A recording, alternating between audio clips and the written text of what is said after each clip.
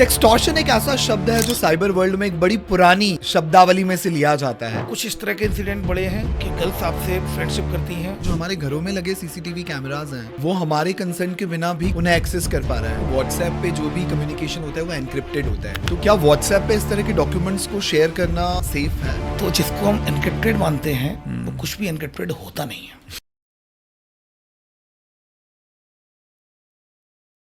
आज फिर हम एक अपने नए एपिसोड के साथ आप सभी के साथ जुड़ने के लिए तैयार हैं। पर आज का ये जो एपिसोड है ये स्पॉन्सर्ड है क्रिश्चियन एमिनेंट कॉलेज की तरफ से, क्योंकि जैसा कि कहा जाता है कि शिक्षा सुरक्षा की पहली सीढ़ी है। और आज के पॉडकास्ट में हम बात करने वाले हैं कि कैसे अवेयरनेस से हम डेंजर को होने से रोक सकते हैं। तो हम थैंक यू कहना चाहते हैं क्रिश्चियन एमिनेंट कॉलेज को for supporting this podcast in their unique way. हमारा आज का एपिसोड बड़ा ही खास है। अगर आप मोबाइल फ़ोन यूज़ करते हो तो ये एपिसोड आपके लिए है।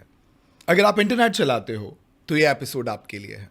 अगर आप कहीं पर भी इंस्टाग्राम, व्हाट्सएप, फेसबुक जैसी दुनिया का हिस्सा हो तो ये एपिसोड आपके लिए है। अगर आपके घर में सीसीटीवी कैमरास कहीं पर भी यूज़ होते हैं तो ये एपिसोड आपके लिए है। आज हमारे साथ हैं इन सारे मैटर्स में सिक्योरिटी को बड़ा ही सेंसिटिवली हैंडल करने वाले expert, additional DCP crime branch mister Rajesh Dandotiya ji. Welcome you sir. Thank you. Sir मैं सबसे पहला सवाल आपसे सीधा पूछना चाहता हूँ। बहुत बार हमें लगता है कि अगर मेरे पास तगड़ा एंटीवायरस है तो मैं पूरी तरह से सुरक्षित हूँ। ये कितना सच है? देखिए, सबसे पहले तो हमें ये मानना होगा कि डिजिटल प्लेटफॉर्म पर हम बिल्कुल भी सुरक्षित नहीं हैं और हम जितने भी मेजर्स लेते हैं हम मिनिमाइज करते हैं सिक्योरिटी थ्रेट्स को, लेकिन सिक्योरिटी थ्रेट्स हमेशा बने रहेंगे। अगर हम एंटीवायरस, स्ट्रॉन्ग एंटीवायरस यूज करते हैं तो एक सिक्योरिटी मेजर्स है, बट केवल यही यूज करना और इससे हम अपने आप को सिक्योर कर सकते हैं तो ये गलत सोच है लोगों की। क्योंकि आप अगर डिजिटल प्लेटफॉर्म पर हैं तो आप ये मान के चलिए कि आपको सिक्योरिटी थ्रेट्स रहेंगे। आप मिनिमाइज कर सकते हैं जितने भी मेजर्स लेंगे, बट स्टिल आपके सिक्योरिटी थ्रेट्स रहेंगे। मतलब हम कितनी भी तैयारी कर लें कहीं ना कहीं हम असुरक्षा के घेरे में नहीं हैं पर उससे ज़्यादा दूर भी नहीं हैं। यस, फॉर एग्जांपल मैं बताता हूँ। आपने 2 फैक्टर ऑथेंटिकेशन किया, आपने जीमेल को भी 2 फैक्टर ऑथेंटिकेशन कर लिया, आपने बैंक अकाउंट्स को कर लिया, और अब आपकी कोई पर्सनल इन्फॉर्मेशन, आपने आपका जो सोशल मीडिया पर अकाउंट है वो भी सारे लॉक्ड है, मतलब प्राइवेट अकाउंट्स हैं। उसके बाद भी दिल्ली में 2 बड़े बैंक के सर्वर को हैक कर लिया था साइबर फ्रॉडस्टर्स ने, और 5 करोड़ जो क्लाइंट्स थे उनका डाटा था, और छोटे साइबर फ्रॉडस्टर्स को 1-1 रुपये में, 2-2 रुपये में पर क्लाइंट उन्होंने बेच दिया। अब आप सोचिए, आप तुमने तो सिक्योर कर लिया लेकिन वो डाटा हैक हो गया, वो सर्वर हैक हो गया जिसमें आपकी क्या इन्फॉर्मेशन थी, your name, your address, your email ID, your pan card number, your Aadhaar card number, your mobile number, your address, everything is in that. आप देखें अभी मैरियट का भी जो डाटा जो लीक हुआ था, कई होटल्स के, कई इंस्टीट्यूशंस के डाटा लीक हो जाते हैं। अब आप तो प्रोटेक्ट कर रहे हैं उसको, लेकिन आपकी इन्फॉर्मेशन ऐसा तो नहीं कि आप ही के पास है। आपकी इन्फॉर्मेशन आपकी कंपनी में है, आपकी कंपनी का भी डाटा हैक हो सकता है, कई बैंक्स के डाटा हैक होते हैं और बैंक में आपका अकाउंट तो होगा ही, तो उसमें सारी इन्फॉर्मेशन रहेगी। तो इसलिए मैं कहता हूँ कि आप डिजिटल प्लेटफॉर्म पर हैं, मिनिमाइज कर सकते हैं आप सिक्योरिटी थ्रेट्स को, बट स्टिल आप उसमें तो फियर रहेगा आपको। ऐसा कई बार ही सुना जाता है कि अगर आपके पास आईफोन है, अगर आप मैकबुक यूज़ कर रहे हैं तो आप उस असुरक्षा के घेरे से बाहर हो जाते हैं, क्योंकि ये महंगे डिवाइस सुरक्षा ज़्यादा देते हैं। देखिए, ये बिल्कुल बात सही है कि सुरक्षा ज़्यादा देते हैं, पर पूरी तरह सुरक्षित करते हैं ये संभव नहीं है।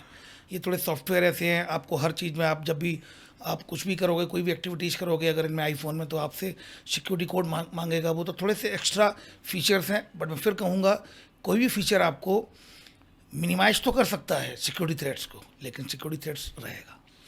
कई बार हम ये सुनते हैं कि हमें अगर अपने आप को इस असुरक्षा से बचाना है, अगर हम अपने आप को साइबर क्राइम की दुनिया से दूर रखना चाह रहे हैं, हम अपने पासवर्ड बड़े स्ट्रांग बना लें, कुछ अतरंगी कैरेक्टर्स उसके साथ में ऐड कर दें, कुछ ऐसे कॉम्बिनेशंस रखें जो इजीली डिकोड ना किए जा सकते हों, तो शायद हमारी सुरक्षा का लेवल बढ़ जाता है। वो एक तरीका होगा। अगर अल्फ़ा न्यूमेरिक रखते हैं उसको, बहुत डिफरेंट पासवर्ड बनाते भी हैं, बट अल्टीमेटली मैं कहूँगा कि 2 फैक्टर ऑथेंटिकेशन इज इम्पॉर्टेंट।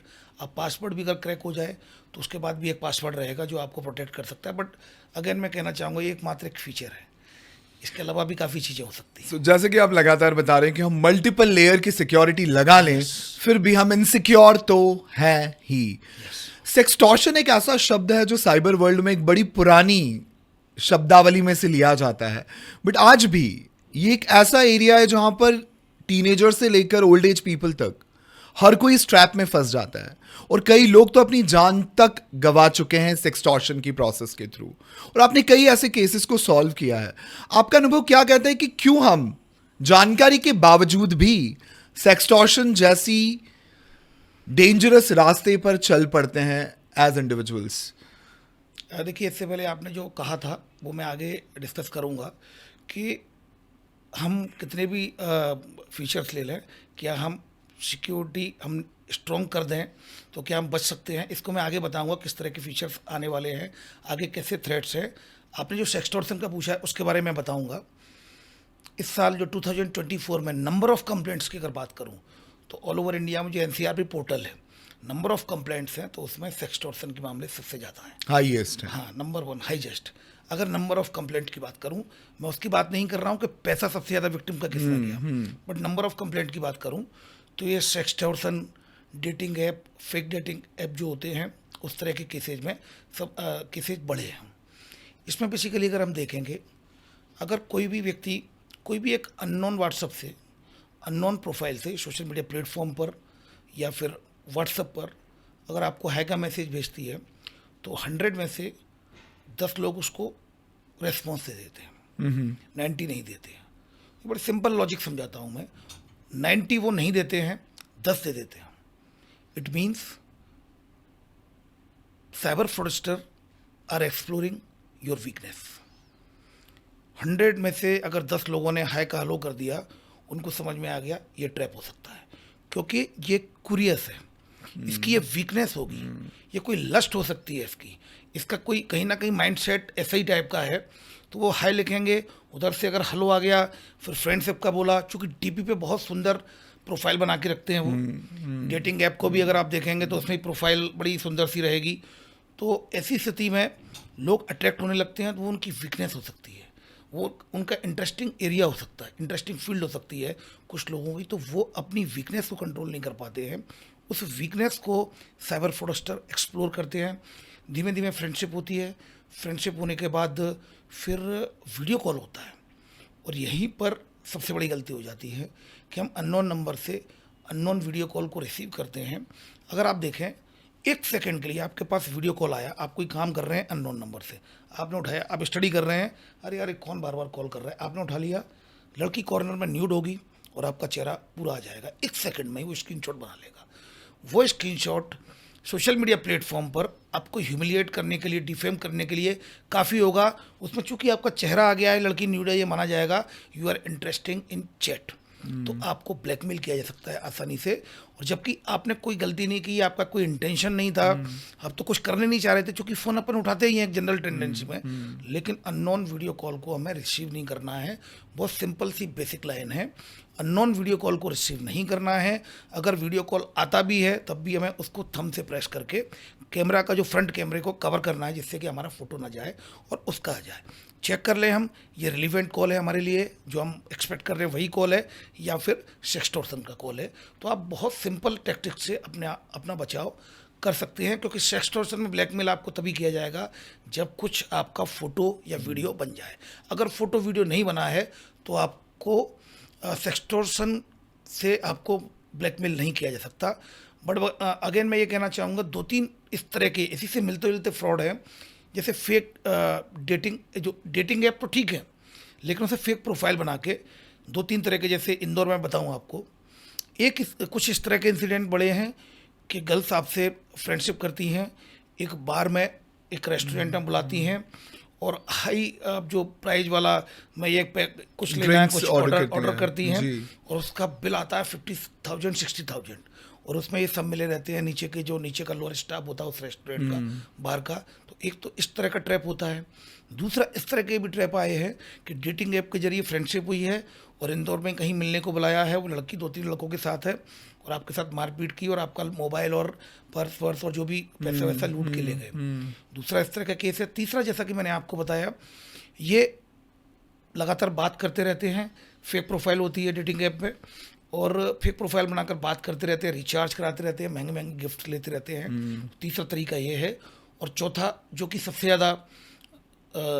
ज़्यादा प्रैक्टिस में है, सेक्सटॉर्शन वाला, वो मैं आपको बता ही चुका हूँ कि उसमें धीमे धीमे फ्रेंडशिप बढ़ती जा रही है और वीडियो कॉल कर लेते हैं।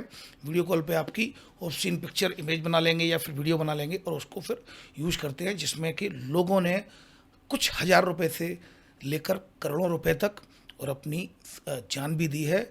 2020 में ग्वालियर में एक लड़के ने सुसाइड किया था।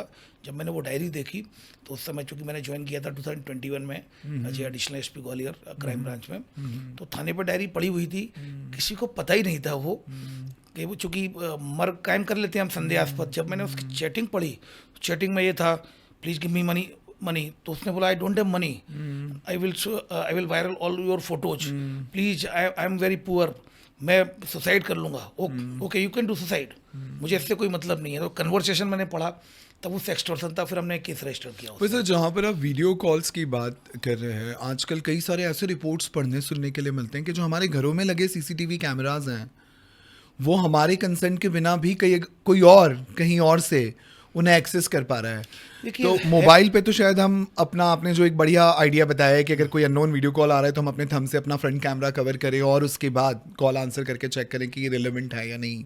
पर घर के सीसीटीवी कैमराज में हम कैसे अपने आप को सुरक्षित करेंगे? पासवर्ड चेंज करते रहे। देखिए, फॉर एग्जांपल, आपने जैसे कहीं कोई कैमरा काम नहीं कर रहा, आपने किसको बुलाया? किसी मैकेनिक को बुलाया, वो ठीक करके चला गया, पर पासवर्ड तो आपने उसको भी बता दिया। वो ठीक कैसे करेगा? पासवर्ड आप बताओगे तो कहीं ना कहीं जैसे ही आपका कैमरा ख़राब होता है, सबसे पहले आप उसको रिपेयर कराते हो, उसके एंगलों को ठीक करने के लिए, तो इमीडिएटली जैसे ही मैकेनिक चला जाए तुरंत अपना पासवर्ड बदलें। और आप दिल्ली में बैठे हुए हो और आपका ऑफिस इंदौर में है, तो आप आराम से नेट के जरिए आप देख सकते हो। लेकिन सारे कैमरे अगर आप देखेंगे सीसीटीवी के, तो उनके जो नेट से कनेक्टेड है, उनके सर्वर ज़्यादातर चाइना में है। ओके। हाँ, तो कहीं ना कहीं उसको देखा जा सकता है।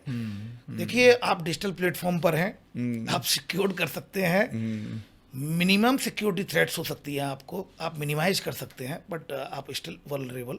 तो आप कोशिश करें कि टाइम टू टाइम अपने पासवर्ड को चेंज करते रहें। बहुत सी चीज़ें होती हैं जो आपको रेगुलर अपडेट करें, रेगुलर एंटीवायरस सॉफ्टवेयर का यूज करें आप। जो अपडेशन आता है, अपडेशन को अब आप देखिए, जितने मोबाइल्स आते हैं, कई लोग अपडेट ही नहीं करते, कि उनको ये लगता है अपडेट करूंगा तो फिर वो कई फीचर देते हैं जो फिर मैं अच्छे से ऑपरेट नहीं कर पाऊंगा। और जबकि अपडेशन आते ही आपकी सिक्योरिटी फीचर्स रहते हैं वो, जिससे आपके और सिक्योरिटी मजबूत होती है उससे, लेकिन लोग नहीं करते हैं। तो कहीं ना कहीं माइंड सेट को बदलना। सर, जहाँ हम सिक्योरिटी की बात कर रहे हैं, बहुत बार हमें लगता है कि व्हाट्सएप पे जो भी कम्युनिकेशन होता है वो एनक्रिप्टेड होता है, और व्हाट्सएप पे हम बड़ा कंफर्टेबली अपने बड़े इंपॉर्टेंट डॉक्यूमेंट्स लाइक आधार कार्ड, पैन कार्ड एक दूसरे के साथ शेयर कर लेते हैं। और जैसे कि कहा जाता है कि अभी कलयुग में डेटा ही गोल्ड है, तो वो डेटा बड़ा इंपॉर्टेंट डेटा है। तो क्या व्हाट्सएप पे इस तरह के डॉक्यूमेंट्स को शेयर करना सेफ है? अब बिल्कुल सेफ है। देखिए, सेफ है, इसको हम कहें, फॉर एग्जांपल मैं बताता हूँ। लंदन में एक ब्लास्ट हुआ था, और ब्लास्ट होने के बाद चूँकि व्हाट्सएप पे उसमें कुछ कनेक्शन पाया गया था, तो लंदन में जब ये ब्लास्ट हुआ तो उन्होंने व्हाट्सएप से जानकारी मांगी, लेकिन व्हाट्सएप ने बोल दिया कि हमारा तो एंड टू एंड एनक्रिप्टेड है, तो पॉसिबल ही नहीं हमें देना। उसके बाद शायद थ्रेट्स मिले थे व्हाट्सएप, या कुछ ऐसा हुआ था कि ब्रिटेन ने ऐसा बोल दिया था कि हम व्हाट्सएप को अब बाहर कर देंगे, जब वो इतना सिक्योरिटी वो नहीं है। तो फिर पता नहीं क्या हुआ, उसके अगले 2 दिन बाद वो घटना ट्रेस हो गई थी और वो पकड़े गए। तो जिसको हम एनक्रिप्टेड मानते हैं, वो कुछ भी एनक्रिप्टेड होता नहीं है।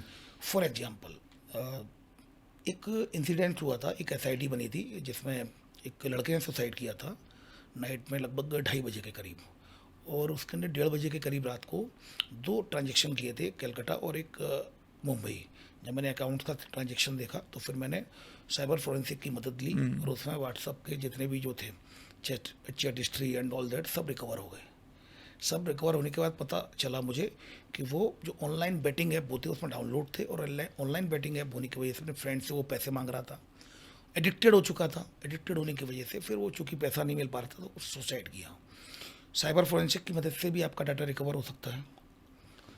आप ये सोचें ना कि जब आपका डाटा चला जाता है तो आप कहीं ना कहीं से रिकवर कराने की कोशिश करते हैं ना, पर इसका दूसरा एस्पेक्ट भी तो देखें, वो तो पॉजिटिव है कि चूंकि आपको आपके डाटा की जरूरत है, पर वो कहीं कहीं भी कोई भी उसको रिकवर कर सकता है, मतलब वो रिकवरेबल है। रिकवरेबल है। और आप अगर आप देखेंगे तो अगर आपका मोबाइल जो खोता है तो आपके जो फोटोज होते हैं वो सिक्योरिटी, वो लॉक होता है, आपको सिक्योरिटी लॉक को तोड़ा जा सकता है, ब्रेक किया जा सकता है, उसके बाद आपके फ़ोटो उसके हो जाएंगे और फिर वो आपको ब्लैकमेल कर सकता है। तो कहीं ना कहीं हमें बहुत मिनिमम डिजिटल प्लेटफॉर्म पर अपनी मिनिमम पर्सनल इन्फॉर्मेशन रखना होगा।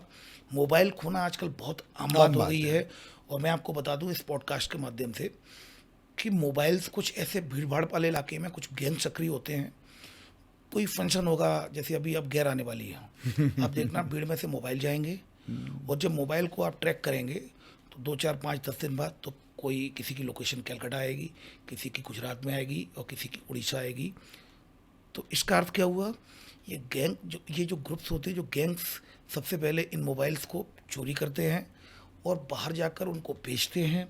एक पूरा ऑर्गेनाइज तरीके से एक कैम चल रहा है और उनको साइबर फ्रॉडस्टर्स साइबर फ्रॉड में यूज करते हैं। अब आप ये सोचिए कि उस मोबाइल में आपके कुछ ऐसे डाटा है जो इंटीमेटेड फोटोज भी हो सकते हैं, आपके पर्सनल फोटोज भी हो सकते हैं, और वो आपने कितने भी 2 फैक्टर ऑथेंटिकेशन कर लिया हो, कुछ भी कर लिया, अगर उसको ब्रेक कर दिया, और हमारे पास ऐसे टूल्स होते हैं जिसके जरिए हम, मतलब अगर मोबाइल का सिक्योरिटी, चूँकि हम जो इन्वेस्टिगेशन करते हैं साइबर फोरेंसिक में, ऐसे टूल्स होते हैं, साइबर फ्रॉडस्टर्स के पास भी हैं। तो the moral of the story is that कि हमें वो फोटो क्यों रखने ही क्यों है, वीडियो क्यों रखनी है। इससे अच्छा हम उन फोटो वीडियो को अपने लैपटॉप या कंप्यूटर के जो उस डाटा में सेव कर ले, एक हार्ड डिस्क रख लें। अब हम उसमें रखे हुए हैं और फिर हम परेशान हैं। अब तो वो तो मोबाइल, तो कितनी घटनाएं होती हैं, मोबाइल चोरी हो जाता है, कोई स्नैच कर लेता है, झपटमारी में चला जाता है, तो ऐसी स्थिति में वो आपके डाटा का मिसयूज हो सकता है। तो golden rule is that always keep minimum personal information on your mobile. Sir आज का तो वास्तविकता ये है कि मोबाइल ही हमारा सब कुछ हो गया। मतलब हमें शायद अपने माता पिता का नंबर भी याद नहीं होता है, वो भी हम मोबाइल के कॉन्टैक्ट के सेव लिस्ट में से ही निकालते हैं। सो डिपेंडेंसी उस लेवल तक की हो रखी है मोबाइल के ऊपर। पर यहाँ पर मेरा एक छोटा सा सवाल और जो आपके पास आता है वो ये है कि पहले ऐसा कहा जाता था कि ये जो क्राइम करने वाली दिशा है ये शिक्षा के अभाव में युवा पकड़ता है, और आज ये साइबर क्राइम की जो दिशा हम देख पाते हैं इसमें मुझे शिक्षित लोग ज़्यादा दिखाई देते हैं, क्योंकि कंप्यूटर की समझ, वेबसाइट्स की समझ, हैकिंग की समझ अशिक्षित वर्ग से शिक्षित वर्ग में ज़्यादा दिखाई देती है। तो इस तरफ रुझान होने का सबसे बड़ा कारण आपके हिसाब से क्या है? क्योंकि आप कई सारे क्रिमिनल्स को जब इंट्रोगेट करते हो, इन्वेस्टिगेट करते हो, तो उनका माइंड कहीं ना कहीं डिकोड करने की कोशिश ज़रूर होती होगी। देखिए, इसमें हर तरह का क्रिमिनल मिलेगा आपको। इसमें 2 पार्ट हो गया, एक क्रिमिनल और विक्टिम। विक्टिम भी आपको 10 साल के बच्चे से लेकर 80 साल का बुजुर्ग मिलेगा। एक अशिक्षित व्यक्ति से लेकर एक शिक्षित व्यक्ति मिलेगा, हाईली क्वालिफाइड मिलेगा। ठीक ऐसे ही साइबर फ्रॉडस्टर्स में भी जो क्रिमिनल्स हैं वो बिल्कुल अशिक्षित होंगे, 8th क्लास या कुछ स्कूल बिल्कुल नहीं पढ़ा होगा, वैसे भी मिलेंगे। कुछ ऐसे हाईटेक मिलेंगे, जैसे मैंने 2 भाइयों को उठाया था गुड़गांव से, एक केस रजिस्टर हुआ था ग्वालियर में, और दोनों भाई बिल्कुल बीटेक थे और बिल्कुल बढ़िया उनका कॉल सेंटर चल रहा था पूरा। और जैसे कि ऑफिसेज चलते हैं उनकी, सुबह बाकायदा मीटिंग होती थी मॉर्निंग की 15 मिनट्स की, फिर कॉल सेंटर पर दिन भर काम चलता था, उनको टारगेट्स दिए जाते थे, like a proper corporate functioning. Proper वैसे भी मैं आपको बताऊं, जिस तरीके से जो नॉर्मल फंक्शनिंग होती है जो बिजनेस कॉर्पोरेट वर्ल्ड में, वैसे ही वो भी एक ऑर्गेनाइज सेक्टर की तरह काम हो चुका है। अगर आप देखेंगे, जो हमने अभी रेड डाली थी, एरिया में जरूर नहीं बताऊंगा, अभी हमने डिजिटल अरेस्ट का एक व्यक्ति पकड़ा है, तो बता रहा है कि सर हमारे आसपास सभी जगह जितनी भी जो पूरे ऑल ओवर एरिया में लगभग 5 to 6 किलोमीटर में हजारों कॉल सेंटर्स ऐसे चल रहे हैं जो कोई डिजिटल अरेस्ट, मैट्रिमोनियल फ्रॉड, तो ये सब लोग इस तरीके से चल रहे हैं, ऑर्गेनाइज तरीके से ये क्राइम कर पा रहे हैं। आपका पॉइंट अब मैं कनेक्ट करता हूं कि अगर मैं सिक्योरिटी फीचर्स को रख लूं, अगर मैं बहुत स्ट्रॉन्ग पासवर्ड रख लूं, तो क्या मैं सेफ हूं? फिर भी आप सेफ नहीं हो। 2 तरीके उसके मैं बताता हूं। नंबर 1, टारगेट होता है एक व्यक्ति और उसको पता ही नहीं चलता, उसका पासवर्ड हैक हो जाता है, क्रैक हो जाता है। लेकिन सेकंड पार्ट ये भी होता है कि विक्टिम खुद बताता है, वो खुद रिवील करता है अपनी इंफॉर्मेशन, जब वो एकदम जब बात करते हैं, क्योंकि ये सोशल इंजीनियरिंग में जो आने वाला थ्रेड मैं बता रहा हूँ आपको, AI जनरेटेड डीप फेक होगा। आपकी वाइफ ही अपने नंबर से आपको कॉल करके, और उसकी वॉइस भी वही होगी और वीडियो कॉल करेगी, चेहरा भी वही होगा, फिर आपसे कोई बात मांगेगी, कोई कोड मांगेगी, कोई OTP मांगेगी, कोई पासवर्ड मांगेगी, तो आप देंगे, क्योंकि नंबर भी वही है जो फीड है, चेहरा भी वही, वॉइस भी आवाज वही भी है, वही। आवाज ही वही है। तो दो तरीके की चीज़ें होती हैं टारगेट्स। एक तो हैक किया जाता है अगेंस्ट योर विल, आपको पता ही नहीं होता और आपका डाटा हैक हो गया। दूसरा, आपको फोर्स किया जाता है बाय हुक और क्रुक कि आप अपनी इंफॉर्मेशन को रिवील करें। सो अगर आपने स्ट्रॉन्ग पासवर्ड बना भी लिया, बड़ा आप रिवील तो कर रहे हैं ना। डिजिटल अरेस्ट में क्या होता है, आपको डिजिटल अरेस्ट में किस बात के लिए प्रेशराइज किया जाता है, आप ऑनलाइन वीडियो कॉल पे आइए, वीडियो कॉल पे आने के बाद आपके अकाउंट में मनी लॉन्ड्रिंग का पैसा आया है। आरबीआई की गाइडलाइन है, आपके कितने अकाउंट है कि सर मेरे, अभी मैं आपको एक एग्जांपल बताऊं, ये मैं आर्टिकल पढ़ रहा था, एक मुंबई में ईस्ट माटुंगा में एक घटना हुई है जिसमें एक लेडी से, सीनियर सिटीजन है, 71 ईयर ओल्ड, उससे लगभग 4.5 करोड़ का डिजिटल अरेस्ट हुआ है। उसको बताया कि आपके अकाउंट से पैसा गया है, मतलब मनी लॉन्ड्रिंग का पैसा आया है, आपकी सिम इस्तेमाल हुई है। ट्राई के कस्टमर केयर से बनकर उसने बात की, स्टार्टिंग ऐसे की, मैं ट्राई के कस्टमर केयर से बोल रहा हूँ और आपकी सिम, आपके नाम से कोई सिम इशू हुई है, उसमें इलीगल एक्टिविटीज हुई है, ह्यूमन ट्रैफिकिंग हुई है और वुमेन्स के अगेंस्ट क्राइम हुआ है, मनी लॉन्ड्रिंग का पैसा आया है। तो फिर उसको वीडियो कॉल पे लेके गए, कोर्ट लगाया गया, बाकायदा लॉयर थे, जज थे, पुलिस थी उसमें, पुलिस ऑफिसर, और उसको बताया गया आप चिंता ना करें, इसमें कुछ आप परेशान नहीं हो, जेल नहीं जाएंगे, एक हियरिंग चलेगी और आपको केवल यह मदद करनी है इन्वेस्टिगेशन में।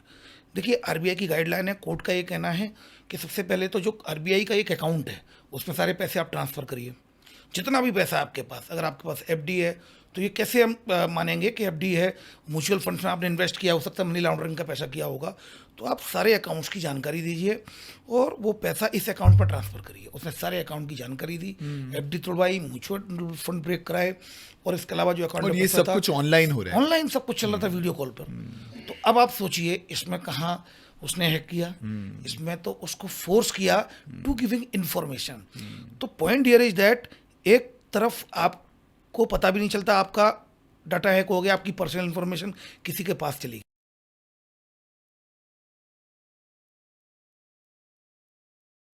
तो लेकिन ऐसी कंडीशन में क्या, जब आपका माइंड ही हैक कर लिया जाए, तो ये माइंड हैक हो रहा है, उसमें आप क्या करेंगे, उसमें you are willingly giving your information, you are willingly giving your password, you are willingly giving your OTP. So that is the point. जितने भी ओटीपी वाले केसेज होते हैं, सपोज करो अभी जैसे स्टूडेंट्स के साथ इस तरह के फ्रॉड होते हैं, मैं आपकी यूनिवर्सिटी से बोल रहा हूँ, आपका जो एडमिशन का वेरिफिकेशन होना है, एक कोड आया होगा, आप कोड दीजिए, जी सर, सर मेरे पास लिखिए सर 2345, ना वॉट, मैंने ही अपना ओटीपी बताया, तो वो मेरे साथ फ्रॉड हो गया। आप क्या करते हैं, देखिए कुछ इन्फॉर्मेशन आपकी ली जाती है और कुछ आप अवेयर नहीं है। आज ही सुबह मेरे पास एक कॉल आया था, पुलिस में ही है हमारे, पुलिस में ही, तो उसका फोन आया कि सर मैंने जब तक हेलीकॉप्टर बुक किया वैष्णो देवी के लिए, और जैसे ही किया अब दिखा रहा है वो कि वो तो रिव्यूज जब मैं देख रहा हूँ तो कुछ है ही नहीं, कोई कंपनी नहीं है वो। तो मैंने कहा बस यही हम गलती करते हैं, हम बाद में रिव्यू पढ़ते हैं, हम पहले नहीं करते। दूसरा, गूगल से नंबर ले लिया उसने, तो गूगल से हेलीकॉप्टर बुक कराने के लिए Vaishno Devi helicopter booking, Google से आप कभी भी डायरेक्टली किसी नंबर का, किसी भी कस्टमर केयर का नंबर उठाएंगे, किसी भी सर्विस सेंटर का या हेल्पलाइन नंबर उठाएंगे डायरेक्टली, आप ये मान के चलिए कि आपके बिल्कुल वल्नरेबल हैं आप, 100 आउट ऑफ 100 आपके साथ फ्रॉड हो सकता है, क्योंकि जो कि अपने नंबर को सर्च इंजन ऑप्टिमाइजेशन के तहत ये साइबर फ्रॉडस्टर हायर रैंक करा देते हैं। वो हायर रैंक जब करा देते हैं तो पहला जब आप टाइप करोगे सबसे पहले फ्रॉडस्टर का आएगा, वो आपको एक उस पर ले जाएगा लिंक पर बोलेगा आप ठीक है, आप कब से कब तक चाहिए, आप ये फॉर्म को भर दीजिए, और आप फॉर्म को भरते जाते हैं, आप ट्रैप हो जाते हैं। ये या तो स्क्रीन शेयरिंग ऐप डाउनलोड हो जाएगा आपके मोबाइल में, या फिर आपके डाटा को, मोबाइल को कंप्रोमाइज़ कर लेगा, तो और इस तरह आपके साथ फ्रॉड होगा। तो दो तरह के फ्रॉड है, एक तरफ मुझे पता ही नहीं है, मेरे डाटा ब्रीचेज की वजह से रैंसमवेयर अटैक हो गया, मलवेयर अटैक हो गया, तो उसमें मैं पता ही नहीं है, विदाउट नोइंग, मतलब मेरी इन्फॉर्मेशन को। एक ऐसा फ्रॉड है, टाइप ऑफ जो विक्टिम है जो खुद उसमें इन्वॉल्व हो रहा है, एक तरफ उसका डाटा हैक हो रहा है और एक तरफ उसका माइंड हैक हो रहा है। सर एक जहाँ डेटा हैक और माइंड हैक की हम बात कर रहे हैं, अभी रिसेंट रिसर्च ने बताया कि भारत देश के अंदर रिसेंट पास्ट में साइबर क्राइम के जो केसेस हैं उनमें 300% का हाइक हुआ है। और मुझे ऐसा दिखता है कि अवेयरनेस को लेकर भी जो एफर्ट हो रहे हैं वो भी बड़े इंटेंसिफाई हो गए हैं। मतलब शायद मुझे नहीं लगता पहले आप जैसे एक्सपर्ट बड़ा इजीली हमारे लिए एक्सेसिबल थे, जहाँ पर हम उनसे बात करके इनसाइट्स समझ सकें। तो ये दोनों चीजें पैरेलल हो रही है, और फिर भी जो परसेंटेज ऑफ क्राइम है, मतलब 300% अपने आप में एक बहुत बड़ा फिगर होता है भारत देश जैसी जगह में। तो अवेयरनेस की लिमिटेशंस को हम कैसे एनकाउंटर कर सकते हैं? इसको मैं और अलग तरह से बताता हूँ। अगर हम ईयर वाइज देखेंगे, ये मैं पहला व्यक्ति हूँ जो कह रहा हूँ, और इंडिया में कोई नहीं कहेगा। अगर हम ईयर वाइज देखें, डिजिटल प्लेटफॉर्म पर जितनी डिपेंडेंसी थी, तो अवेयरनेस की वजह से वो क्राइम कम हुआ है। मैं बहुत उल्टी बात कर रहा हूँ। 2022 में हमारी डिजिटल डिपेंडेंसी कितनी थी, 2023 में कितनी थी, 2024 में कितनी है? अगर आप डिजिटल डिपेंडेंसी के कंपैरिजन में क्राइम को देखेंगे तो अवेयर लोग हुए हैं। ओके। आज लोगों को ये पता नहीं है। आज कुछ लोगों को तो पता है कि कस्टमर केयर का नंबर गूगल से डायरेक्टली नहीं लेना है। आजकल कई लोगों को ये तो पता है, कुछ को पता नहीं, पर कुछ को तो पता है कि अननोन वीडियो कॉल को रिसीव नहीं करना है। कुछ लोगों को तो ये पता है कि मैट्रिमोनियल साइट पे अगर प्रोफाइल होता है उसको अच्छे से फिजिकली भी वेरीफाई कर ले, क्योंकि हो सकता है कि वो जो पूजा बन के बात कर रही है या कोई सलमा बन के बात कर रही है वो कहीं सलमान ना हो। तो कम से कम कुछ लोगों को तो पता है। बराबर है। तो अगर हम डिजिटल प्लेटफॉर्म पे डिपेंडेंसी हमारी इन रिसेंट ईयर्स पे काफ़ी ज़्यादा बढ़ी है। अगर हम उस इसलिए प्रोपोर्शनेट में देखें तो क्राइम बढ़ा है। लेकिन अगर आप उस प्रोपोर्शन में देखेंगे कि उस समय डिजिटल डिपेंडेंसी कितनी थी, तो क्राइम कम हुआ है। Awareness, awareness and awareness, it is the only keyword. अगर तो जहां हम अवेयरनेस की बात करें, आप एक बड़ा सिंप्लीफाइड मैनर में कस्टमर केयर नंबर ऑडियंस को सिखाते हैं। सो मैं चाहता हूं एक बार आप हमारे भी इस पॉडकास्ट पे आपका जो सिंप्लीफाइड अप्रोच है, जो बड़ी सरलता से, मैंने वो नंबर वैसे ही याद किया जैसे आपने अपने एक सेशन में कहीं बताया था। सो मैं चाहूंगा एक बार आप हमारे ऑडियंसेस को भी वैसे ही वो नंबर एक बार जरा दोहरा दें। जो कंप्लेंट रजिस्टर, जैसे अगर सपोज करें अगर आपके साथ कोई फ्रॉड होता है तो आपको इमीडिएटली आपको तुरंत 1930 पे कॉल करना है। 1930 1930। मैं आपको एग्जांपल बताता हूँ। मेरे यहाँ कई केसेज ऐसे आए हैं जिसमें कि फ्रॉडस्टर्स, विक्टिम के साथ फ्रॉड हो गया, 10 दिन बाद वो आया, उसने बोला कि मैं ये डिस्कस कर रहा था फैमिली से, मैं कंप्लेंट करूं या ना करूं, ह्यूमिलिएशन पेपर में आएगा, डिफेमेशन होगा। और 10 दिन बाद वो लोग कंप्लेंट करने आए, और उनके अकाउंट, जैसे इंदौर सफाई में नंबर 1 है, उसी तरह उनके अकाउंट भी सफाई में नंबर 1 थे। सफाई हो गई, सब साफ हो गए। The point here is that कि आपने 10 दिन बाद आए, अगर सपोज करो आपके साथ 3 बजे क्राइम हो गया और गोल्डन आवर आपका 1 घंटा रहता है, तो 3 बजे क्राइम हुआ, 3:05 में आपने 1930 पे कंप्लेंट रजिस्टर करा दी, तो 3:15 से 20 मिनट में वो सारे अकाउंट्स होल्ड और फ्री हो जाएंगे जिसमें आपका पैसा गया है। तो वो पैसा आपको वापस मिलने के चांसेज रहेंगे। आपने इमीडिएटली कंप्लेंट कर दी, इट मीन्स आपने साइबर फ्रॉडस्टर को मौका नहीं दिया कि जब तक डिफरेंट प्लेटफॉर्म से, लेयर से, डिफरेंट डिजिटल वॉलेट से जब तक वो पैसा ट्रांसफर करे, तब तक आपने उनको अकाउंट्स को ब्लॉक कर दिया। 2024 में हमारी क्राइम ब्रांच ने 14 करोड़ 20 लाख रुपए विक्टिम के वापस कराए हैं। ये वो अमाउंट है, पर अगेन विक्टिम वो थे जो अवेयर थे, वो कभी डिलेमा में नहीं थे। इसको और अच्छे से समझें, अगर हमारे घर के अंदर आग लग रही है तो क्या हम पानी डालेंगे या दिमाग लगाएंगे कि रोकूं या भी थोड़ी देर बात करूं? हम क्या करते हैं, इंस्टेंट रिएक्शन क्या होगा? फायर फाइटिंग शुरू कर देते हैं इंस्टेंटली, राइट। तो what I am trying to say कि इसमें इंस्टेंट रिएक्शन होना चाहिए। फ्रॉड हुआ नहीं कि पट से आपने कंप्लेंट 1930 पर डायल कर दिया। अभी एक और एग्जांपल बताता हूँ। अभी कल ही मैंने एक आर्टिकल पढ़ा है, हैदराबाद में व्हाट्सएप से एक मैसेज किया, प्रोफाइल भी वही थी और मैसेज भी वैसा ही था। एमडी की प्रोफाइल फ़ोटो लगा हुआ था, और उसने अपने अकाउंटेंट को बोला तत्काल इसमें 1.82 मतलब 1 करोड़ 82 लाख ट्रांसफ़र कर दो इस अकाउंट में, कहीं मुझे इन्वेस्ट करना है। और उसने उस मैसेज के जरिए तुरंत उसने ट्रांसफ़र कर दिए। फिर एकदम अकाउंट से जब पैसे ट्रांसफ़र हुए तो मैसेज पहुंचा एमडी पे। एमडी ने कहा ये पैसा कैसे चला गया? कि सर आप ही ने तो मैसेज किया। मैंने कोई मैसेज नहीं किया। उन्होंने तुरंत 1930 पर कॉल किया, विद इन 15 मिनट 20 मिनट में वो सब हो गया, वो पूरा पैसा होल्ड करा दिया, 1 करोड़ 82 लाख वापस हो गए।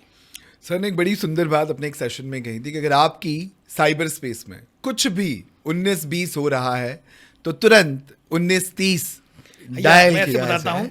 ऑनलाइन रहते हुए जब आपके साथ हो जाए थोड़ा 19-20 तो डायल करें तत्काल 1930। बिल्कुल बराबर।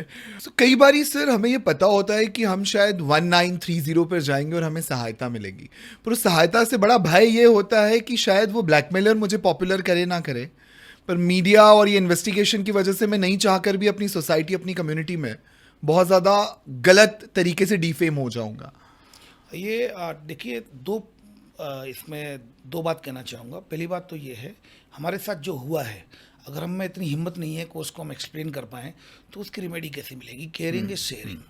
पहली बात। एक बच्ची के, जैसे इस पॉडकास्ट के माध्यम से ये कहना चाहूँगा, एक महिला आईटी कंपनी में काम करती है। वो जिस रास्ते से जाती है वहाँ 3 लड़के खड़े होते हैं। मैं इसको ऐसे समझाता हूँ। वो उसको स्टेयर कर रहे हैं, उसने अवॉइड किया। 4 दिन बाद उन लड़कों ने कमेंट किया, उसने फिर अवॉइड किया। उसको कोई मतलब नहीं, क्योंकि सिखाया ही ये गया है फालतू की चीज़ों में ध्यान मत दो, अपने काम से काम रखो। इग्नोराय नमः। फिर उसके बाद फिर कुछ दिन बाद उसने बेड टच किया, फिर आपने रिएक्ट किया। Basically who is responsible for this bad touch? You are responsible for this. आप अगर जब स्टेयर किया गया था, आप उसी समय रिपोर्ट करते हैं। आप ये मान के चलिए कि आप किसी भी इंसिडेंट को अगर आप बता नहीं रहे हैं तो आप उसको बढ़ा रहे हैं। अगर सेक्सटोर्शन का आप शिकार हो रहे हैं तो वो और आप पैनिक होते चले जा रहे हैं, आप पैसा देते चले जा रहे हैं। और पैनिक होने से आपको ये थ्रेट भी दिमाग में सता रहा है, ये डर लग रहा है कि कहीं ना कहीं वायरल हो गया, क्या होगा, और आप परेशान हो जाएंगे। लोग सुसाइड करते हैं। कई ऑनलाइन डेटिंग ऐप्स में लोगों ने, बैटिंग ऐप में लोगों ने सुसाइड किया है। तो मैं ये कहना चाहूँगा, पहला पॉइंट तो ये है कि हमें शेयर करना चाहिए। दूसरी बात, कुछ सेंसिटिव केसेज होते हैं जिनको हम समझते हैं और उनको हम कहीं भी शेयर नहीं करते हैं, कहीं भी नाम नहीं हम उसका रिवील करते हैं। फॉर एग्जांपल, 1 महीने पहले मैं एक आईटी कंपनी में गया था, तो वहाँ मैं एक नंबर दे के आता हूँ, तो उनका कॉल आया और उन्होंने बोला कि सर मेरे साथ ऐसी प्रॉब्लम है, मेरा एक जो फ्रेंड है मुझे ब्लैकमेल कर रहा है, उसका वीडियो फ़ोटो है, मैं बहुत परेशान हूँ। तो कुछ नहीं किया, उसको मोबाइल, उस लड़के को बुलाया, उसका मोबाइल में से सब फॉर्मेट कर दिया, उसको काउंसलिंग करके matter is over. Now see is very happy, उसकी लाइफ ठीक है। लेकिन कहीं किसी को पता है? किसी को पता नहीं। Depend on the information, depend on the case, circumstances कैसे हैं। अगर वो इस तरह के हैं तो 100% उसको रिवील नहीं करना चाहिए, क्योंकि ये आपके किसी से, एक महिला से संबंधित मामला है, तो वैसे भी कानून में भी है कि महिलाओं का नाम ओपन नहीं करना है। अब सपोज करो किसी के साथ इन्वेस्टमेंट फ्रॉड हुआ, अब वो कह रहा है नहीं मेरा नाम नहीं आया, this is absolutely nonsense. Investment fraud हुआ है, मेरे पास एक ऐसा आया, एक ऐप आया, डमी ऐप था, मैं पैसा डाल रहा था, मेरा पैसा बढ़ रहा था, लेकिन बाद में पता चला कि पैसा नहीं है। तो अगर आइडेंटिटी अगर रिवील हो भी जाती है तो उसमें क्या है? अवेयरनेस के लिए नाम परिवर्तित करते हैं, फिर भी अगर मीडिया कोशिश करके अगर रिवील भी करती तो उससे होगा क्या? ये कोई ऐसी डिफेमेशन वाली बात नहीं है, सिर्फ इतना ही तो है कि आपके साथ एक फ्रॉड हुआ है। तो थोड़ा सा लोग एक्सपोज करना, मतलब मुझे लगता है कि इस दिशा में अवेयर होने की ज़रूरत है लोगों को। अपनी रिपोर्टिंग करें, और सर्कमस्टेंसेज फैक्ट्स ऐसे होते हैं उसमें ऑलरेडी हम कोशिश करते हैं कि उस सेंसिटिव इन्फॉर्मेशन को हम रिवील नहीं करें, और करते भी नहीं हैं। आपने देखा होगा मन की बात में हमारे माननीय प्रधानमंत्री नरेंद्र मोदी जी ने क्या बात कही थी कि अगर आपके साथ साइबर फ्रॉड हो तो डरे नहीं, लोगों को बताएं, जिससे लोग उस फ्रॉड से अपना बचाव कर पाएँ। अगर आपके साथ फ्रॉड हुआ, आपने किसी को नहीं बताया, तो फिर लोग अवेयर किस बात से होंगे? तो आप अगर बताएंगे तो अवेयरनेस, में फिर कह रहा हूँ, अवेयरनेस एक विकल्प है। मैं बताता हूँ आपको क्यों इंपॉर्टेंट है अवेयरनेस। कि जो चैलेंजेज हमारे पास आए हैं पिछले 6 महीने में, हमने 100 से ज़्यादा साइबर फ्रॉडस्टर के लोगों को पकड़ा है, कई गैंग्स को पकड़ा है। बट 3 केसेज में हमें कहीं ना कहीं हम खड़े रह गए। कितनी मुश्किलें आई कि अब हम खड़े रह गए, हमें करना क्या है, वो आगे की पॉलिसी बन रही है। एक जगह डिजिटल अरेस्ट में जो आईपी एड्रेस आया वो हांगकांग का आया है। एक इन्वेस्टमेंट फ्रॉड में आईपी एड्रेस जहाँ पैसा ट्रांसफ़र हुआ है, पूरा पैसा बाइनेंस ऐप के जरिए क्रिप्टो करेंसी में कन्वर्ट होके और कंबोडिया में ट्रांसफ़र हो गया। अब 2 दिन में ही पूरे अकाउंट का, मतलब आजकल ट्रेंड जो हो रहा है वो क्रिप्टो करेंसी में कन्वर्ट होके, अब यूएसडीटी या बिट्सकॉइन ऐसे कन्वर्ट होके वो बाहर की कंट्री में ट्रांसफ़र हो रहा है। ऐसी स्थिति में आप पैसा कैसे रिकवर करेंगे? अल्टीमेटली आप वहीं रुक जाते हैं जहाँ पर जिसका अकाउंट होल्डर है या सिम होल्डर है, या जो बिल्कुल जो लेयर तक किसने वीडियो कॉल किया, आप वहीं तक रुक जाते हैं और वहीं आपकी इन्वेस्टिगेशन कहीं ना कहीं कुछ समय के लिए रुक जाती है, स्टैग्नेंट हो जाती तो है। आप ये सोचिए जब आप जो बॉडी ऑफेंसेज होते हैं उसमें तो व्यक्ति के पास ये रिवेंजफुल एटीट्यूड होता है कि इसको जेल हो, लेकिन फाइनेंशियल फ्रॉड में व्यक्ति को केवल उसका पैसा चाहिए वापस चाहिए। और पैसा, अब आप देखिए कि आप अगर रिपोर्ट लेट करेंगे तो आपने कितनी मुश्किलें खड़ी कर ली है अपने लिए कि आप मतलब वो पैसा विदेश चला गया है, दूसरी कंट्री में चला गया, वो पैसा कैसे रिकवर होगा। तो इसलिए इस पॉडकास्ट के माध्यम से मैं कहना चाहूँगा 1930 पे आप तत्काल डायल करें। अगर 1930 पर ट्रैफिक ज़्यादा है तो www.cybercrime.gov.in ये ऑनलाइन रिपोर्टिंग पोर्टल है, उस पर आप तत्काल रिपोर्ट करें। इसके अलावा आपको लगता है आप इंदौर के विक्टिम हैं तो 7049124445 इंदौर क्राइम ब्रांच ने साइबर हेल्पलाइन नंबर जारी किया है, आप तुरंत इस पर डायल करके अपनी कंप्लेंट रजिस्टर्ड करा दें। And one thing is that, अगर आपका मोबाइल जिसमें सेंसिटिव डाटा है वो चोरी हो गया है या चला गया है, तुरंत CEIR पोर्टल पे central equipment identity register CEIR portal है, तुरंत उस पोर्टल पर जाकर अपने मोबाइल को ब्लॉक कराएं। तो ये कुछ ऐसी चीज़ें हैं, हमें अवेयर रहना होगा। अवेयरनेस के अलावा देखिए मैं आपसे फिर कहना चाहूँगा, मैं वो व्यक्ति हूँ जो 3 वे काम कर रहा हूँ। 1, एजुकेटिंग द पर्सनस, मैं डेली कहीं ना कहीं मेरे 500 से अधिक सेमिनार्स हो चुके हैं, सेशंस हो चुके हैं, तो एक तरफ वो है। दूसरा, अगर हो जाता है फ्रॉड, पहले तो कोशिश करें अवेयर किया जाए, फ्रॉड ही ना हो, तो लगातार सेशंस ले रहा हूँ, पॉडकास्ट कर रहा हूँ, ये अल्टीमेटली ये भी एक अवेयरनेस का बड़ा स्ट्रॉन्ग माध्यम है। फिर सेकंड जो मेरी अप्रोच है वो ये है कि अगर डैमेज हो गया है तो इसको मिनिमाइज कैसे किया जाए, तो 1930 पर तत्काल बैंक अकाउंट जो ब्लॉक होते हैं, तत्काल बैंक से कम्युनिकेट करके वो पैसा जो डैमेज हो गया उसको मिनिमाइज कैसे किया जाए। And third one is registered case करके और आरोपियों को पकड़ा जाए। मैं इन तीनों प्रोसेस पे काम कर रहा हूँ, इसलिए मुझे बेहतर ढंग से मालूम है कि awareness is the only effective tool against cyber crime. क्योंकि आपको कुछ ऐसे लोग तो मिल सकते हैं जो या तो इन्वेस्टिगेशन कर रहे होंगे, या ऐसे मिल सकते हैं जो ब्लॉकिंग कर रहे होंगे, या ऐसे मिल सकते हैं एकेडमिशियंस जो केवल सेशंस ले रहे होंगे, लेकिन ये तीनों काम मैं खुद कर रहा हूँ as a additional DCP crime branch. तो बहुत अच्छे से समझता हूँ 1930 का कितनी जल्दी आप रिपोर्ट करते हैं, उसका इम्पोर्टेंस, इस अवेयरनेस का इम्पोर्टेंस, और उसके बाद केसों में जाने के बाद भी जब इन्वेस्टिगेशन करते हैं तो क्या क्या चैलेंजेज हम फेस करते हैं। ऑल्दो MHA ने एक भारत पोल बनाया है, दूसरी कंट्रियों के साथ हम लोग कम्युनिकेट करें, बट फिर भी मैं कहूँगा awareness is the best tool. आप अवेयर रहें, जागरूक रहें। 3 घंटे, 4 घंटे, 5 घंटे, 6 घंटे आप सोशल मीडिया पे स्पेंड करते हैं, तो 10 मिनट आप अवेयरनेस के लिए भी दीजिए। आप इतने रील्स ऐसे ऐसे करते हैं, तो कुछ रील्स साइबर अवेयरनेस के लिए, what are the latest trends in cyber fraud, तो आप अगर उनको देंगे, एक बार अगर आपके दिमाग के सामने वो चला जाएगा फ्रॉड, तो अगर आपको वो ट्रैप करने की कोशिश करेगा, आप कभी ट्रैप नहीं होंगी। ये कोई टेक्निकल नहीं है, ये बहुत सिंपल है कि अननोन फ़ोन करके ये बोला जाता है कि आपके पार्सल में ड्रग है। अब आपके दिमाग में ये आ गया इस तरह का फ्रॉड चल रहा है, अगर आपके पास इस तरह का कॉल आएगा तो आपको पता चल जाएगा कि ये फ्रॉड है। That is the point. Sir, आपने कहा आप 3 डायमेंशनल अप्रोच के साथ में ऑलरेडी इसकी इंटेंसिटी को रिड्यूस करने की कोशिश कर रहे हैं, पर लगभग फिर भी हर 30 सेकंड में कोई एक व्यक्ति साइबर क्राइम का शिकार बन रहा है, और ये तो अभी सिर्फ शुरुआत है। आगे इसका जो भयावह रूप सामने आने वाला है वो शायद हमारी विजन से बहुत दूर का है। तो आप आने वाले समय में किस तरह के साइबर फ्रॉड्स होते हुए देखते हैं? देखिए, सबसे इम्पोर्टेंट ये है कि जैसा कि मैंने जागरूकता पे आपको बताया, उस पर हम लगातार काम कर रहे हैं। और remember one thing, awareness is slow and study process but very deep impact. अगर आप देखेंगे ड्यू कोर्स ऑफ टाइम, अगर आप पाएंगे तो अवेयरनेस से बहुत डीप इम्पैक्ट होता है।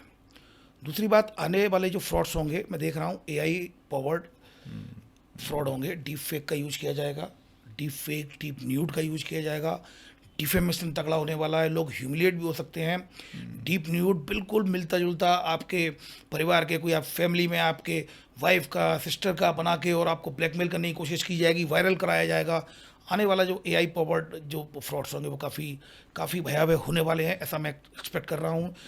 सोफिस्टिकेटेड रैंसमवेयर अटैक्स होंगे, सोफिस्टिकेटेड मलवेयर अटैक होंगे, और आप कहीं ना कहीं आपको बहुत बड़े चैलेंजेज होंगे, क्योंकि अभी तो ये बहुत सिंपल नेचर के फ्रॉड्स थे, लेकिन अब रियली जब एआई जनरेटेड आएंगे तब टेक्नोलॉजी का उसमें इन्वॉल्वमेंट होगा बहुत तगड़ा। क्योंकि देखिए आप, आपका परिचित बनकर कॉल कर रहा है भाई ये अकाउंट, तो ये कोई इसमें कोई टेक्निक कोई बहुत ज़्यादा यूज नहीं है, पर सही मायने में टेक्नोलॉजी का जो इस्तेमाल होगा वो एआई प्रॉवर्ड जब साइबर फ्रॉड होंगे तब लोगों के लिए बिगेस्ट चैलेंज आने वाले हैं। तो ये काफ़ी, चूंकि इवॉल्विंग सिस्टम है, अभी लगातार इवॉल्व भी हो रहा है, अभी ट्रांजिशन फेज में है, तो लेट्स सी किस तरफ वो जाता है, लेकिन हम लगातार अवेयर रहें, लगातार अपडेट रहें, तो निश्चित रूप से हम इससे अपना बचाव कर सकते हैं। इस अवेयरनेस को आप सभी लोग हमारे साथ जुड़कर और लोगों तक पहुंचा सकते हो और इस अवेयरनेस के थ्रू पोटेंशियल पैदा कर सकते हो कि जहां पर बहुत सारे लोग इस फ्रॉड से बचने के लिए अपने आप को रेडी कर सकें, प्रिपेयर कर सकें। सर मेरा लास्ट क्वेश्चन यहाँ पर आपसे है, हम सबको बड़ा एक्साइटमेंट होता है अपने आप को डिजिटल स्पेस पे दिखाने का, वो कौन सी ऐसी 3 चीज़ें हैं जिनको हमें डिजिटल स्पेस पे डालने से हमेशा बचना चाहिए? सबसे पहले तो पर्सनल इन्फॉर्मेशन कोई भी शेयर ना करें, कोई भी शेयर। सर जब पर्सनल कहते हैं उसमें हम, जैसे कि मैं आपको बताऊं, एड्रेस, अपना मोबाइल नंबर। एक इंदौर में घटना हुई थी जिसमें उस लड़की ने अपने सोशल मीडिया प्लेटफॉर्म पर अपना एड्रेस डाल दिया था, वो लड़का उसके घर पहुंचा और उसका मर्डर हुआ था। एक इसमें मैंने अपने इंस्टाग्राम पर एक स्टोरी भी, जो रियल स्टोरी केस स्टडी भी डाली है उसमें, कि एक अनसेफ क्लिक से क्या हो सकता है। तो फर्स्ट इज दैट कि पर्सनल इन्फॉर्मेशन को कहीं शेयर ना करें। नंबर 1, अननोन फ्रेंड रिक्वेस्ट को आप एक्सेप्ट ना करें। अननोन फ्रेंड रिक्वेस्ट को आप इसलिए एक्सेप्ट ना करें क्योंकि जिसको आप फीमेल समझ के बात कर रहे हैं हो सकता है वो मेल निकले, और जिसको आप ये मान के चल रहे हैं कि 10-20 साल का है, आपकी एज ग्रुप का है, वो हो सकता है 40 ईयर का निकले। क्या होता है कि आजकल जो साइबर ग्रूमिंग होती है, आपके फ्रेंड बन जाएंगे, फिर आपकी सोशल मीडिया इंजीनियरिंग करके आपकी हैबिट्स क्या क्या हैं, आपके शौक क्या है, आपकी हॉबी क्या है, इन सब चीज़ों का वो स्टडी करते हैं, फिर उसी तरह आपको ग्रूम करते हैं और फिर कहीं ना कहीं आपके साथ साइबर फ्रॉड करते आपकी हैं, साइकोलॉजी को उसी तरह से ग्रूम करते हैं पकड़ वो लोग, के और फिर ग्रूम करने के बाद फिर अपने उसका एक्सप्लॉयटेशन करते हैं। तो फर्स्ट थिंग हो गया कि पर्सनल इन्फॉर्मेशन को शेयर ना करें। दूसरा, कभी भी अननोन फ्रेंड रिक्वेस्ट को एक्सेप्ट ना करें, क्योंकि this is the invisible world, invisible person. आपको पता नहीं है कि आप किससे चैट कर रहे हैं और किससे आप इन्फॉर्मेशन शेयर कर रहे हैं। दैट इज डबली डेंजरस, क्योंकि जिससे आप फिजिकली मिल रहे हैं वो फिर भी स्टॉपेबल है, लेकिन जिससे आप मिल नहीं पा रहे हैं, जो इनविजिबल है, उसको आप कैसे रोकेंगे? वो इनविजिबल है, उसको आप ट्रैक करने में ही काफ़ी मेहनत लगेगी। और थर्ड, मैं ये कहना चाहूँगा कि अपने अकाउंट को हमेशा प्राइवेट रखें। वो इसलिए क्योंकि आपने देखा हो कई फ्रॉड होते हैं, आपका एक फेक अकाउंट बना लिया जाता है और आपकी फ़ोटो ही उस पर लगी होती है, पर पैसे मांगे जाते हैं या फिर कोई इन्फॉर्मेशन को मांगा जाता है। तो वो इसलिए होता है कि आपका अकाउंट पब्लिक है, आपके फ़ोटो को उठा के दूसरा फेक अकाउंट बना लिया। एक बात और कहना चाहूँगा, जो जितने भी पेरेंट्स हैं वो अपने बच्चों की ऑनलाइन एक्टिविटी पर ध्यान दें। ऑनलाइन गेमिंग ऐप जिस पे अभी पॉइंट्स ले रहे हैं, उसमें रियल टाइम प्लेयर्स होते हैं, तो आपको पता नहीं है जो रियल टाइम प्लेयर्स है वो कौन है, और अल्टीमेटली वो फिर कहीं ना कहीं साइबर ग्रूमिंग, जैसा मैंने बताया। तो ऑनलाइन गेमिंग ऐप कब ऑनलाइन बेटिंग ऐप में कन्वर्ट हो जाएंगे, you never know, it's a very thin line. अभी आपको लगता है कि बच्चे पॉइंट्स ले रहे हैं, बच्चे पॉइंट्स लेते लेते कब पैसे में कन्वर्ट हो जाएंगे, वो ऑनलाइन बेटिंग ऐप में कन्वर्ट हो जाएगा, यू नेवर नो। और जैसा कि मैं आपको बताना चाहूँगा, 2024 में 6 स्टूडेंट्स ने सुसाइड किया just because of that, online betting app की चलते। एक तो one of the most prestigious institute है इंजीनियरिंग का ऑल ओवर इंडिया का, जो इंदौर में है, उसके स्टूडेंट ने सुसाइड किया। तो ऑनलाइन एक्टिविटीज़ को वॉच करें, Google family app, parental app आते हैं, उनके थ्रू मॉनिटर करें एक्टिविटीज़ को, या फिर बच्चों की ब्राउजिंग हिस्ट्री को 2 से 3 दिन में चेक कर लें कि कहीं कोई इस तरह की वेबसाइट का कोई एक्सेस तो नहीं ले रहे हैं ये, जो उनके लिए प्रोहिबिटेड है। और फ्रेंड बने, उसके मित्र बने। जहां बात पेरेंट और बच्चों की हो रही है, मैं यहाँ पर आप सभी को याद दिला देना चाहता हूँ कि हमारा आज का ये जो पॉडकास्ट है, ये पावर्ड बाय है कृष्ण एमिनेंट कॉलेज, जो इंदौर शहर के सेंट्रली लोकेटेड है, और जहाँ पर बच्चों को हर तरीके से ग्रूम किया जाता है ताकि वो अपने आप को फ्यूचर रेडी बना सके।